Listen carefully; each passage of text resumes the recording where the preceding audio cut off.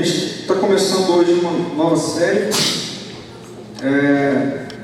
Ao longo de 3 semanas, eu já havia anunciado a respeito dela e pedido para quem pudesse, né, se interessasse, tal, começasse a assistir a série O 100.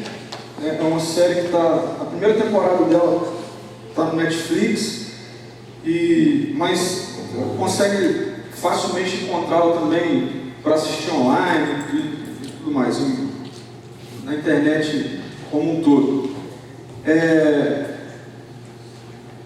A gente vai basear ao longo, né, desse mês mais dentro aí da primeira temporada, né, e que a história se desenrola e tal. Então a gente vai trabalhar mais dentro da primeira temporada. Se você ainda não conseguiu começar a assistir, e aí legal se você conseguisse começar a assistir, mas a ideia, assim, a sinopse da série é a respeito de 100, ou melhor, a ideia aí da série, deixa eu ver se eu pego aqui, tá? Legal. Então, o 100, ele se passa 97 anos após uma guerra nuclear, né, que devastou, que dizimou quase toda a vida na Terra, né?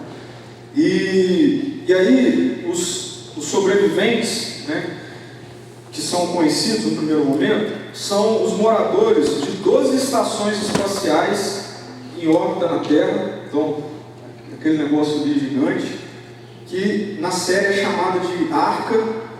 E só que as gerações começam a passar na Arca, né, ao ponto de começar a haver superlotação, e a estrutura existente na Arca até então começa a não ser mais suficiente para a continuidade da vida, né, da vida humana dentro desse contexto aí, fora da Terra e tudo mais. E aí, o grupo lá, né, o conselho lá, os líderes resolvem fazer uma nova tentativa, ou uma tentativa de... não tinha saída, então qual é o lugar onde a gente pode conseguir vida? Na Terra, né? Mas como ainda é algo muito obscuro para eles, né? Lembra, 97 anos atrás, uma guerra nuclear, e na cabeça deles não existia mais possibilidade de vida. Então eles resolvem pegar 100 jovens, adolescentes e jovens, delinquentes, né, que estavam lá presos, e falam assim: essa turma não serve para nada mesmo, vão mandar isso para a Terra, né? Não tem saída, então duas coisas podem acontecer: ou a gente vai conseguir perceber lá que tem vida, ou pelo menos são menos 100 pessoas para respirar, e aí a gente ganha um pouquinho mais de vida aqui na Arca.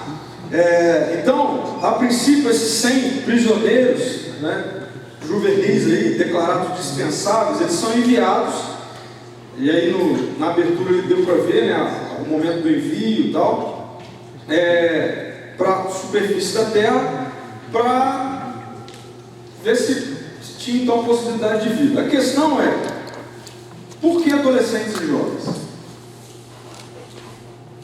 Na Arca tinham outros delinquentes. Por que adolescentes e jovens? Olha só, ao longo da história humana, muitos são os movimentos revolucionários. Mateus faz as sociais, pode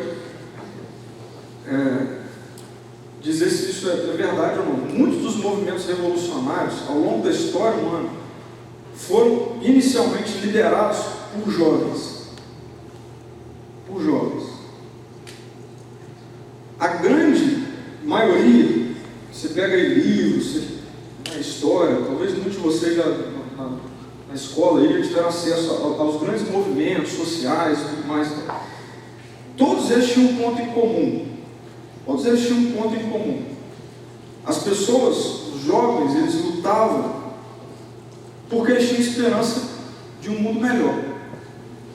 Tinham esperança de que do jeito que estava não estava bom, e então eles vinham com uma ideia, ok? dentro da nossa visão, certa ou errada, mas o fato é que existia esse ponto em comum, de que a partir do momento em que a população começar a viver do jeito que a gente está falando que é para ser, alguma coisa vai melhorar. Então a gente tem isso. Ou mesmo grupos que se levantam assim, nem querendo convencer os outros a viver do mesmo jeito deles, não. Mas falam assim, não, a gente resolveu, a gente vai viver desse jeito aqui porque é o melhor jeito. Ao longo da história, tudo o que aconteceu relacionado a isso, a momentos de revolução, de mudança, com esse ponto em comum, de viver de uma forma melhor, num mundo melhor, tal, foram liderados por jovens, inicialmente. E aí, a gente caminha um pouquinho e chega em 2015, ano em que a maioria dos adolescentes e jovens são nascidos aí entre 1990, né? Eu vou puxar para mim, 87, até, sei lá, 2013, a galerinha, 2013 não, 2003, a galera aí de 12 anos. Então, é o grupo que hoje faz parte aí desses jovens e adolescentes, que ao longo da história, na maioria das vezes, foram os primeiros a participar de momentos de ruptura com um sistema para passar a viver num outro sistema. Só que pesquisando, eu já tenho estudado e lido sobre isso, e aí não foi no seminário, achei por ser apaixonado por vocês, pela faixa etária de vocês, né? E isso tem uma explicação, porque um dia alguém foi por mim, então, por isso que eu sou apaixonado por essa faixa etária, okay? E aí eu procuro ler muito sobre a geração de adolescentes e jovens hoje. E sabe um negócio que tem me chamado a atenção e me incomodado? E aí eu consigo ver isso de forma prática a respeito de uma característica que os estudos estão trazendo a respeito dessa geração de jovens e adolescentes, é que muitos deles têm apontado para uma característica de adolescentes e jovens de hoje, que na verdade são emocionalmente doentes e com falta de esperança. Então, enquanto nós temos ao longo da história humana movimentos sendo liderados porque jovens e adolescentes não queriam viver o que o sistema estava trazendo para eles viverem e tal, eles então tinham visões e não é isso, se juntavam e guerreavam e viam esperança e tudo mais. Estudos têm trazido a ideia de que os jovens e adolescentes de hoje, parênteses, nós, okay, tem uma característica diferente de jovens e adolescentes ao longo da história. A gente tem exceções, ok? Estou falando de uma forma geral, que geralmente os jovens e os adolescentes de hoje fazem parte de um povo emocionalmente doente e sem esperança. Sem esperança. E aí, talvez você pergunte, por que isso? Por que isso está acontecendo hoje? A gente pode encontrar, sim, diferentes correntes que mostram o porquê disso, ok? Eu tenho uma também, e a minha explicação para isso ela é social-teológica, tá bom? A minha explicação para isso. A minha explicação para isso tem a ver com uma mudança de cosmovisão. Cosmovisão é a junção de palavras que significa a visão de mundo. A visão de mundo. Olha só como as coisas se encaixam no meu ponto de vista, ok? Até algum tempo atrás, fazia parte cultural da vida das pessoas, em famílias, okay? Em famílias, a cosmovisão cristã de mundo. Eu não estou falando de pessoas que frequentavam a igreja e que tinham algum envolvimento com o evangelho, não é isso. Culturalmente falando, a sociedade, até um tempo atrás, seguia princípios cristãos, mesmo sem saber, mas a cultura, a cosmovisão, a cosmovisão cristã, ela ainda era a que mais direcionava as pessoas. E aí isso influenciava a educação dos pais em relação aos filhos, a forma como os filhos viam os pais, a forma como o marido via a esposa, mesmo não fazendo parte, vocês estão entendendo isso? Mesmo não fazendo parte de frequentar a igreja, de fazer isso que a gente está fazendo. Porque era uma forma cultural muitas vezes. Okay? As pessoas culturalmente tinham uma educação que você conseguia encontrar princípios cristãos por trás. E aí, hoje, a gente está vivendo uma época em que, socialmente falando, muitas pessoas, ainda isso é discutido, okay? Não é generalizado, mas a grande maioria das pessoas que estudam gerações e tudo mais, caracterizam essa geração de hoje como uma era pós-cristã, já. Então, ou seja, já numa era pós-cristã, okay? Todos os princípios, aqui não tem a ver com número de evangelhos e tudo mais, não. Esses princípios norteadores, que norteavam muitas vezes as culturas e tal, que tinha como base ainda algo do cristianismo, hoje já é visto como assim, isso não existe. Hoje é comum, algo que até um certo tempo atrás não era comum, hoje é comum você perguntar a pessoas assim, você conhece alguma coisa sobre Jesus Cristo? E hoje é comum a pessoa falar, não conheço absolutamente nada. Até um tempo atrás isso não era comum. Okay? Era assim, uma exceção, alguém que nunca tinha escutado falar nada e tal.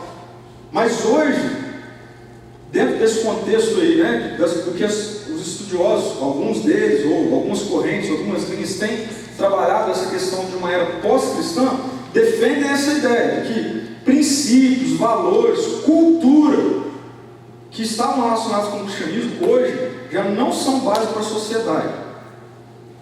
E aí, eu, pessoalmente falando, consigo fazer essa junção, então, e não apenas na vida de adolescentes e jovens, mas de todo o contexto desestruturado que a gente consegue perceber hoje, na sociedade como um todo, eu faço uma ligação direta com essa mudança de cosmovisão.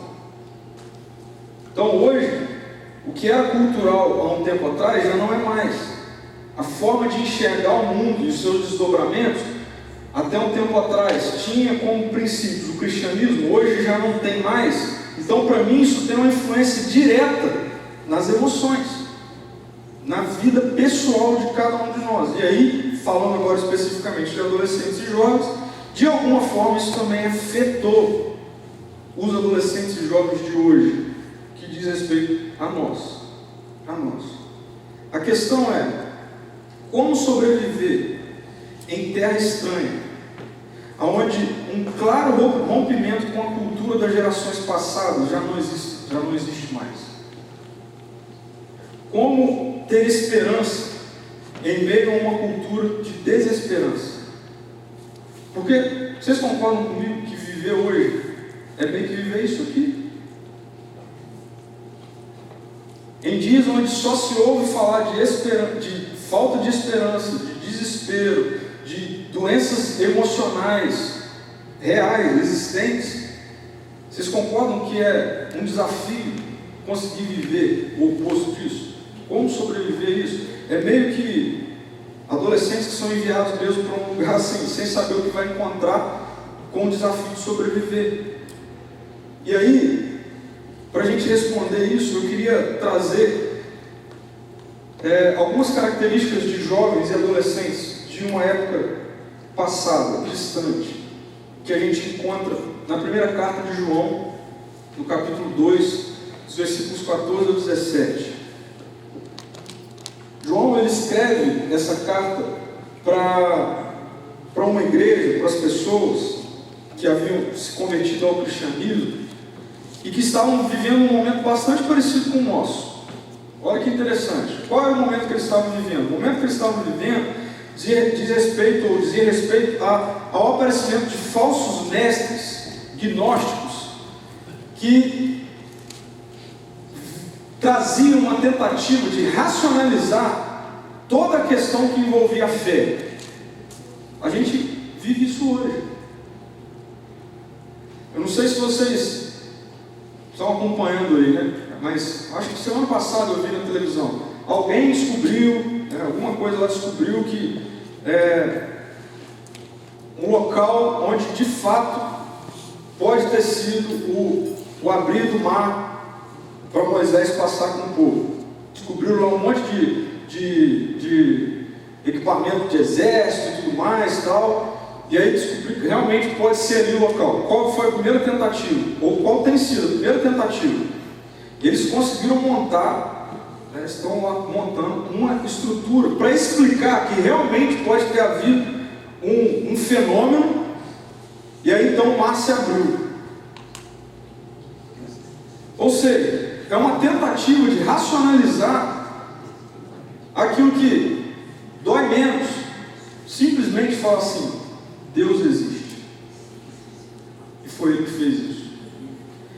E nessa época aqui, a turma estava vivendo isso. Começaram a aparecer pessoas, mestres, com essa ideia. Acabou de novo. Vou pegar aqui. Com essa ideia de que era possível racionalizar a fé. Era possível fazer com que tudo fosse explicado. E aí então,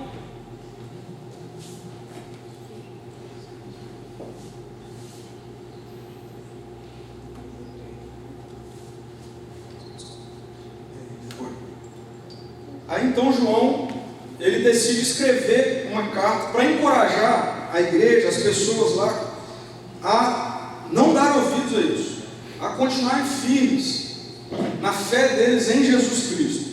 E aí ele escreve para os adultos, ele cita até os filhinhos das crianças e tal, e aí tem uma parte específica, que é essa que eu quero ler aqui, talvez você já tenha lido, que diz respeito aos jovens. Ele fala assim: jovens, eu lhes escrevi porque vocês são fortes, e em vocês a palavra de Deus permanece, e vocês venceram o maligno. Não ame o mundo, nem o que nele há. Se alguém amar o mundo, o amor do Pai não está nele. Pois tudo que há no mundo, a cobiça da carne, a cobiça dos olhos e a ostentação dos bens, não provém do Pai, mas do mundo. O mundo e a sua cobiça passam, mas aquele que faz a vontade de Deus permanece para sempre. Então, nesse contexto, João escreve uma carta, ou uma parte dela, se referindo aos jovens daquela época, dessa forma aqui. Jovens, eu estou escrevendo para vocês, porque vocês são fortes. E aí a pergunta é: o que é que esses jovens tinham de especial e de destaque, que pode servir como exemplo para nós? Porque há de convir que eles estão recebendo um elogio no primeiro momento. Eu escrevo a vocês, porque vocês são fortes. Então, eles tinham uma característica que serve como exemplo e lição para nós. Essa característica é que eles tinham coragem para ser contraculturais. Enquanto a cultura estava empurrando a turma para esquece esse negócio de viver o cristianismo, de crer nessa história que contaram para vocês e tal, tudo tem explicação lógica. Enquanto isso estava acontecendo, um grupo de jovens estava vivendo o oposto disso. E aí João faz um elogio para eles: vocês são fortes, e a palavra de Deus permanece em vocês. Então, em meio a uma cultura em que a ideia de confiar na mensagem do Evangelho estava sendo vista como loucura, a gente recebe a notícia, e João usa isso no tempo passado, assim, de que aqueles jovens venceram o maligno. E aí, caminhando algumas décadas à frente, e nós? Será que essa carta poderia ser endereçada aos jovens da nossa geração? A vocês? A mim? Então, preste atenção uma coisa: só existe uma forma de vencermos o maligno. Mesmo em meio a uma geração que zomba da mensagem do Evangelho, e zomba mesmo. Eu sei que isso acontece em sala de aula, eu sei que isso acontece no trabalho, acontece o tempo todo. Só existe uma maneira de vencer o maligno: não negociar nenhuma vírgula da mensagem do Evangelho. E aí, talvez a saída seja começar de novo. Talvez a saída seja um grupo de jovens e adolescentes que não aceitam fazer parte de uma geração que já está sendo vista como pós-cristã. Um grupo de jovens e adolescentes que que vão se levantar e vão dizer: não, mas esse negócio não tem a ver comigo. Eu não faço parte de uma geração pós-cristã. E eu creio muito que a gente está vivendo esse momento aqui. Que a gente está vivendo exatamente esse momento. Então, assim como na série do 100, em que a Arca envia adolescentes e jovens para tentar começar de novo, eu creio profundamente que Jesus Cristo está enviando não só aqui, mas em lugares do mundo, jovens e adolescentes, para começar de novo, para dar continuidade à vida humana, em meio a um contexto de morte da vida humana, de degradação, de bomba nuclear, que tem devastado a vida de pessoas. E não precisa ir muito longe, é só você olhar para o que tem acontecido nos nossos contextos, nas escolas, nas faculdades, no trabalho, no meio familiar. O que a gente mais consegue ver, na verdade, é o oposto de vida. O que a gente mais enxerga é morte, é tristeza, é desilusão. Então, eu creio que Jesus esteja enviando pessoas, e eu creio muito, olhando para a perspectiva bíblica, que isso inicia com os jovens, para dar continuidade, para continuar vivo, para ser contraculturais. Então, isso que aqueles jovens, no qual João enviou a carta, tem que chegar para a gente, tem que fazer parte da nossa cultura, tem que fazer parte da nossa vida, essa ideia de ser contracultural, porque, como eu disse, hoje, viver o cristianismo, hoje, viver uma vida entregue, rendida, governada por Jesus, essa coisa de viver em comunidade. Eu falei isso à tarde aqui com o pessoal dos adultos, o pessoal da CPV como um todo. Isso é ser contracultural. A cultura está caminhando em direção cada vez mais ao egoísmo, ao individualismo, tanto na forma de enxergar as necessidades do outro, como na forma de enxergar o desenrolar da própria vida. A cultura está caminhando em direção a cada um viver do jeito que quer viver. Presta atenção no que eu vou dizer. Não, eu pelo menos, eu não duvido, se Jesus não voltar antes disso acontecer, eu não duvido que a gente vai passar pela rua daqui a pouco, ok? E a gente vê, por exemplo, um homem agarrando a força uma mulher e sem poder fazer nada. Eu não duvido de que a humanidade está caminhando em direção a uma hora em que a pedofilia vai ser vista como a mulher ou aquele homem, eles têm prazer com crianças. Eu não duvido disso. Eu não duvido disso. Então, ser diferente disso é ser contracultural. E a vida de Jesus ao longo das eras, mas ela nunca chegou ao ponto do que está acontecendo hoje, de uma geração ser vista como uma era pós-cristã. Jesus está levantando pessoas, e isso vai começar por jovens e adolescentes, para serem contraculturais. Agora, a questão é: Pedro, como isso é possível? Como que isso é possível? Como é possível? Porque isso não tem a ver só com uma decisão, de falar assim, eu quero ser isso, contracultural.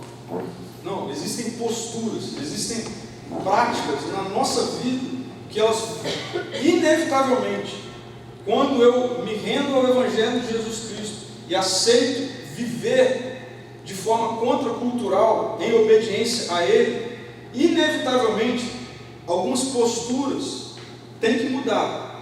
Algumas decisões têm que ser tomadas, de prática de vida. E João traz isso aqui para nós. Então, olha só, são duas posturas.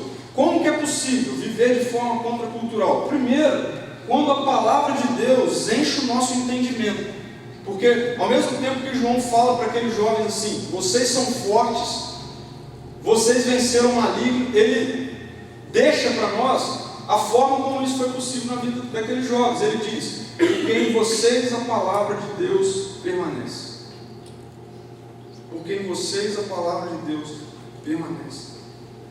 Esse livro, que hoje já está aí digitalizado, mas tem aplicativo e tal, mas esse livro, a Bíblia, precisa, se eu e você, se nós queremos ser contraculturais, a gente precisa estar encharcado dele.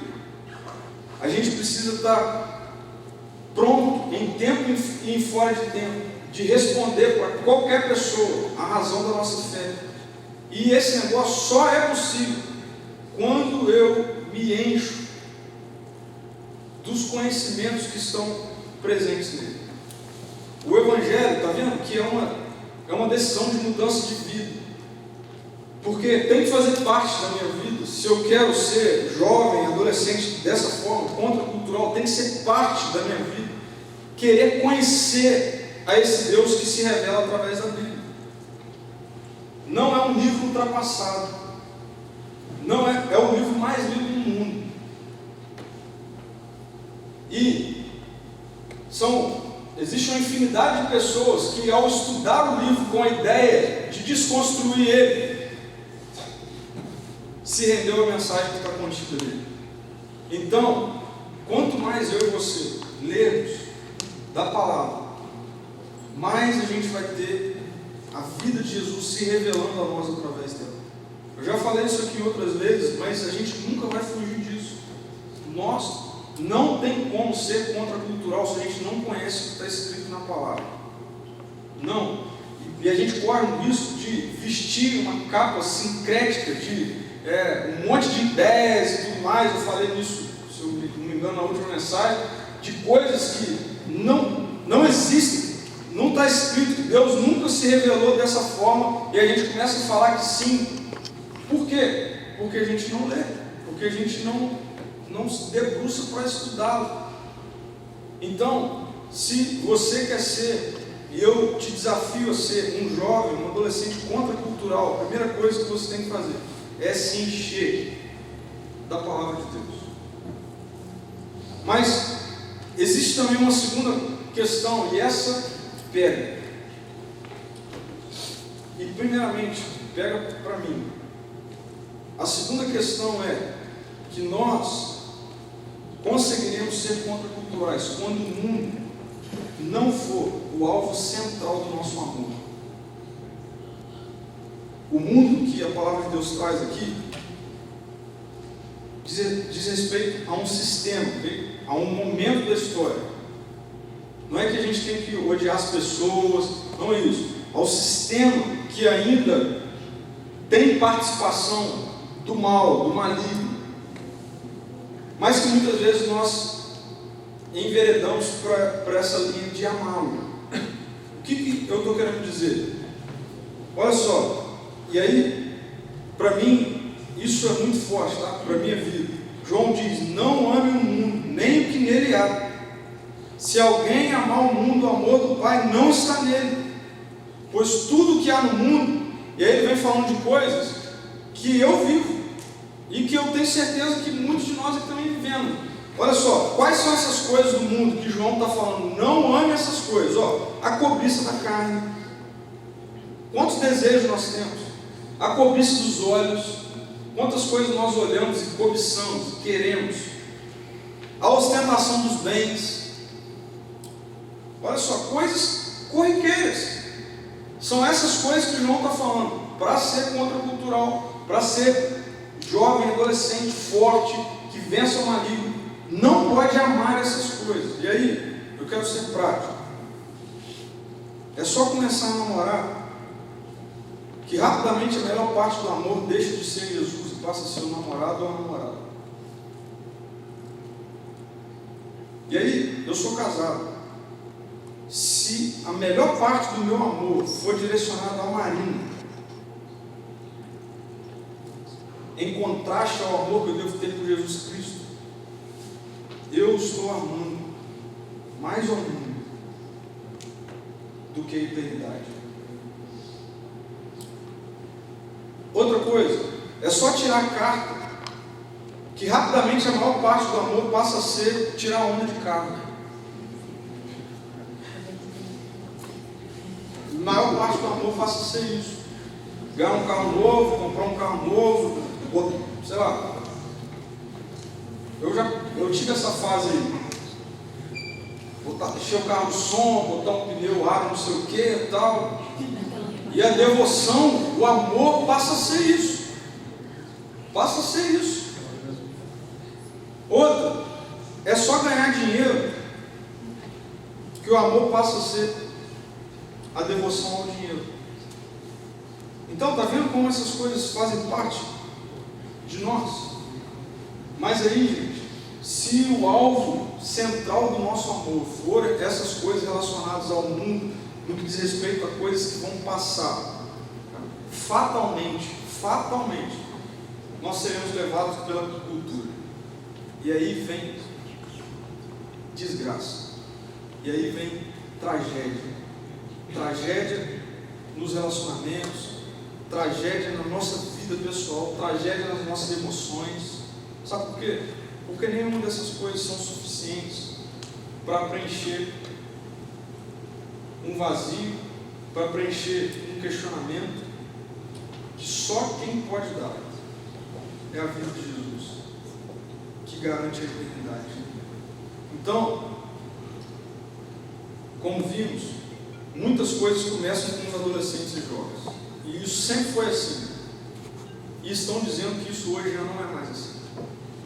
Mas eu quero dizer para vocês e encorajá-los a viver na realidade de que isso é uma mentira. Nós seremos jovens fortes, teremos condições de vencermos o maligno, a estrutura, o mundo, o sistema, quando nós colocarmos na nossa cabeça que a gente precisa ser contracultural, que caminhar em direção ao que a cultura está nos levando vai levar, o final disso é tragédia. É tragédia. Jesus tem nos enviado, eu creio que isso está começando aqui, como esperança para a vida da humanidade, para a vida humana.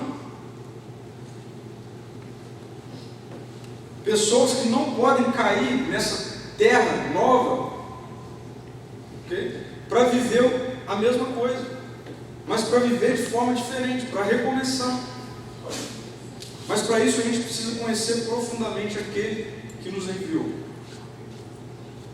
Para viver de forma contracultural, a gente precisa viver conhecendo aquele que nos enviou e tendo muito cuidado para não se apegar como alvo principal do nosso amor aquilo que essa terra nos apresenta, aquilo que essa terra nos mostra como sendo bom, como sendo prazeroso. Então, eu queria terminar propondo alguns desafios aí para essa semana. Primeiro desafio: tire um tempo durante essa semana para pensar em questões que estão muito evidentes na vida das pessoas que nos cercam, relacionadas à cultura pós-cristã. Faça uma lista e leve para as suas células.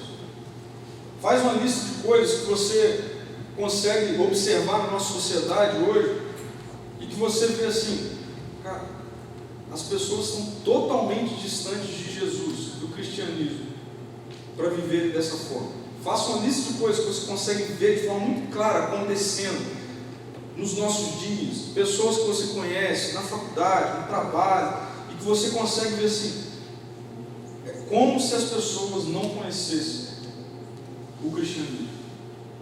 Faça uma lista disso. O segundo desafio: leia um livro do Novo Testamento durante essa semana. Pega o Novo Testamento, vai de Mateus ao Apocalipse. Pega um livro. Tem livro grande, tem livro pequeno, vai de acordo aí com a sua agenda. Mas o desafio para a nossa vida, começar por mim, é ler um livro do Novo Testamento durante essa semana. E aí, não sei, de repente a célula se organiza para ler o mesmo livro e tal, mas faça isso. E o terceiro, faça uma lista de coisas que você percebe que você está exageradamente apegado e que você sabe que são passageiras. Você sabe, você tem consciência que são coisas passageiras, mas que você está exageradamente apegado a essas coisas. E ore pedindo que o poder do Evangelho gere mudança em seu coração em relação a isso. Não tem saída. Tem coisas que eu preciso orar todo dia. Falar, Senhor, não me deixe ficar apegado a isso. Não me deixe. Às vezes, bênçãos que Deus nos dá e que, por atitude nossa, por influência do mal, do sistema, do mundo, a gente acaba transformando em maldição na nossa vida. Então, faça uma lista de coisas que você percebe que tem sido assim na sua vida. E ore, pedindo para que Deus gere mudança, desapego em relação a isso. Para que a gente então consiga ter como alvo central do nosso amor a vida de Jesus e o que Ele quer para nós. Então, nessa primeira mensagem da nossa série, traz uma perspectiva de resgate da força que existe em nós, jovens e adolescentes, que, como nós vimos lá no 100, foram os escolhidos a recomeçar. E ao longo da história humana sempre são os que iniciam, mas que a gente tem visto um passo atrás em relação a isso, mas que pelo poder do Evangelho a gente pode restaurar isso e usar a força que existe em nós para sermos contraculturais, até que a cultura do reino venha plenamente. Vamos orar? Senhor, muito obrigado, Deus, porque nós temos acesso à Tua Palavra, e a Tua Palavra nos mostra que, num contexto muito parecido com o nosso, o servo do Senhor, João, conseguiu encontrar jovens fortes, que venceram o maligno, e que traz para nós possibilidades reais de nós também experimentarmos disso. Nós não queremos fazer parte de um contexto, de uma cultura que tem até mesmo detectado, cara, que adolescentes e jovens da nossa geração têm fraquejado, têm tido posturas muito diferentes de posturas de jovens e adolescentes ao longo da história. Isso tem muito a ver, Pai, com a mudança da cosmovisão. Mas obrigado porque o Senhor nos alcança e a gente quer ser cheio da cosmovisão que vem do Senhor, da história contada pelo Senhor. E a gente quer encontrar isso na Tua Palavra. Não deixa a gente ficar negociando a leitura, Pai, criteriosa, sistemática, Deus, da Tua Palavra, e se revele a nós toda vez que a gente abri-la. Que seja para ler um versículo apenas, que seja para ler muitos, um livro, o Senhor sempre se revela a nós, Deus. A gente quer Te conhecer mais, Pai. E Deus, faça o nosso coração não se apegar às coisas que são passageiras, Deus. Por melhores que sejam, eu peço, Deus, que o Senhor não deixe o meu coração ter como alvo central do meu amor a minha família, Deus. Assim o Senhor. Livra, Pai, do nosso coração ser apegado aos bens materiais que vão passar, mas que a nossa devoção, o nosso amor principal seja em Te conhecer, Jesus. É assim que a gente quer viver. Em terras distantes, em terra onde a vida do Seu Filho já não faz muito sentido para muitas pessoas. Nós queremos ser jovens enviados a começar de novo. Aí conta essa ideia de uma geração pós-cristã. Em nome de Jesus, Deus, abençoa essa semana a vida de cada um que está aqui, Senhor. Enche da vida do Seu Filho de alegria, de paz. Peço, Deus, que os encontros das células dessa semana sejam cheios da vida de Jesus. Que os nossos amigos de oração possam ir, ser alvos alcançados pela tua graça, Senhor. Em nome de Jesus. Amém, Deus. Amém.